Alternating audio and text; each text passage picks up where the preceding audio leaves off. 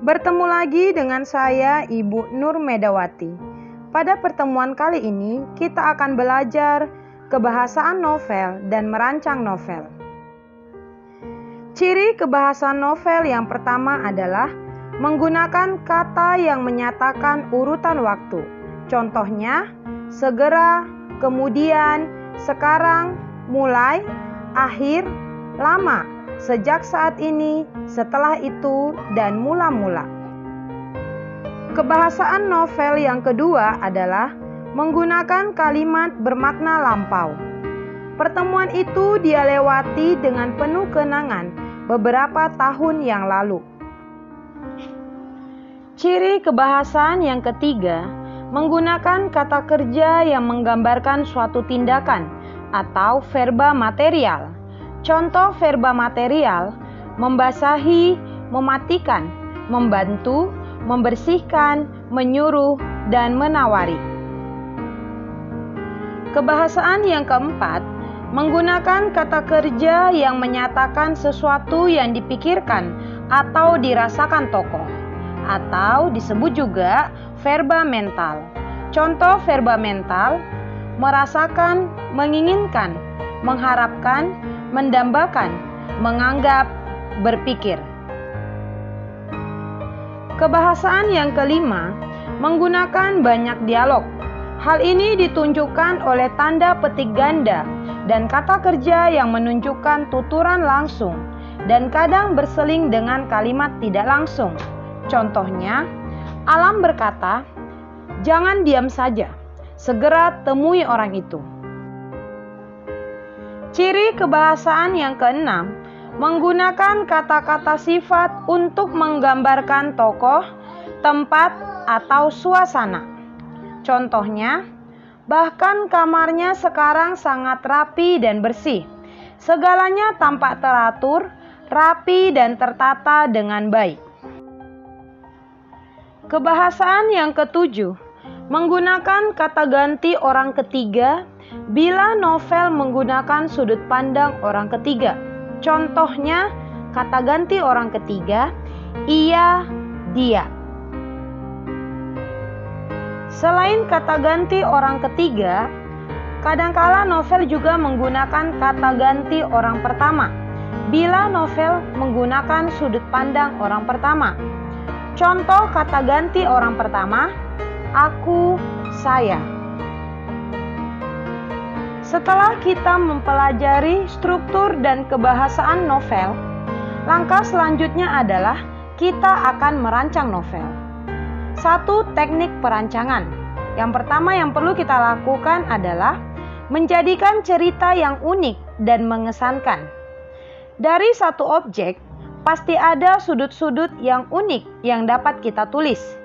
Kita dapat membumbui kisah tersebut dengan fantasi dan pengalaman pribadi, sehingga cerita yang akan kita sajikan akan tampak unik dan mengesankan.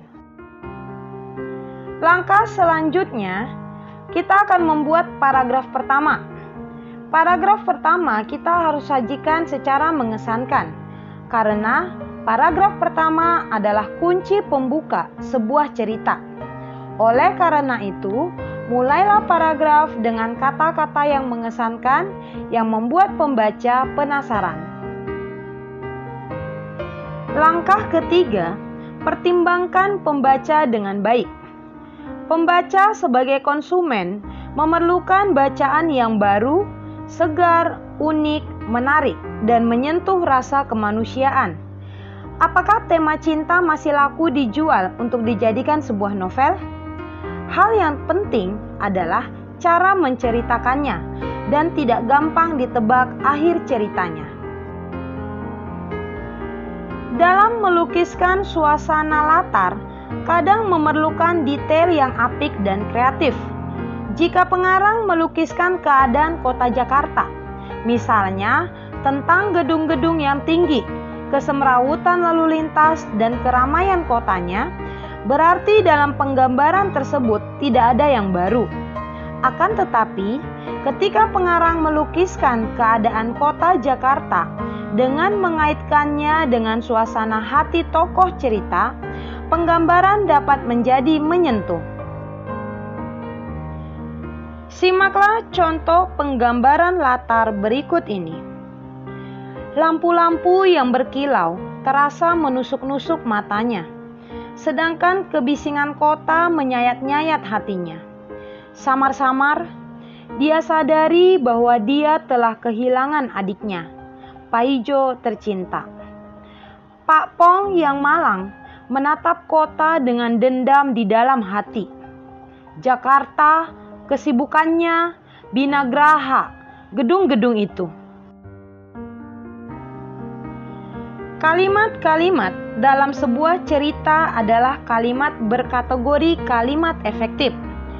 Kalimat efektif adalah kalimat yang langsung memberikan kesan kepada pembaca. Di samping itu, kita dituntut pula memiliki kekayaan kosakata dan gaya bahasa agar cerita mengalir dengan lancar dan tidak membosankan. Langkah berikutnya adalah menggerakkan tokoh. Tokoh-tokoh yang hadir dalam cerita senantiasa bergerak secara fisik atau psikis hingga terlukis kehidupan sebagaimana wajarnya dalam kehidupan sehari-hari. Penggambaran gerak-gerik tokoh, identitas, serta situasi kejiwaan hendaknya digambarkan secara jelas agar karakter tokoh benar-benar hidup sesuai kondisi dan keadaan cerita.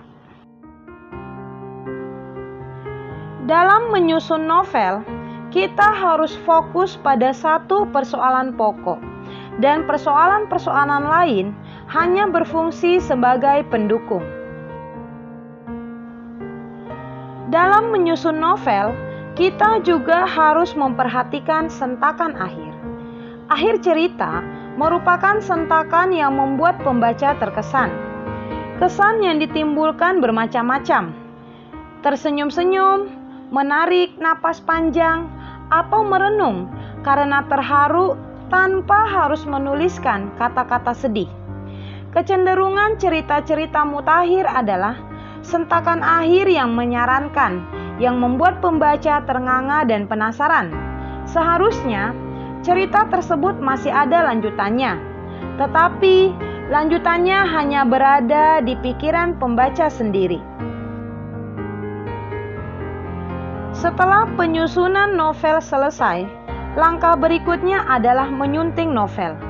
Menyunting atau mengedit merupakan kegiatan untuk menyiapkan karangan dengan memperhatikan sistematika penyajian, isi tulisan, dan bahasa yang digunakan. Hal-hal yang harus kita perhatikan ketika menyunting novel adalah: 1. Mencari kesalahan pada isi karangan dan memperbaikinya. 2. Menjaga agar tidak terdapat isi karangan yang berlawanan dengan tema.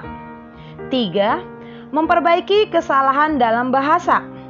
4. Menjaga jangan sampai terjadi unsur penghinaan atau hal-hal yang menyimpang lainnya. Demikianlah pembelajaran kita pada hari ini mengenai ciri kebahasaan novel dan merancang novel. Bila ada hal yang kurang dipahami, silakan ajukan pertanyaan melalui kelas daring kita. Jaga kesehatan dan tetap semangat belajar bahasa Indonesia.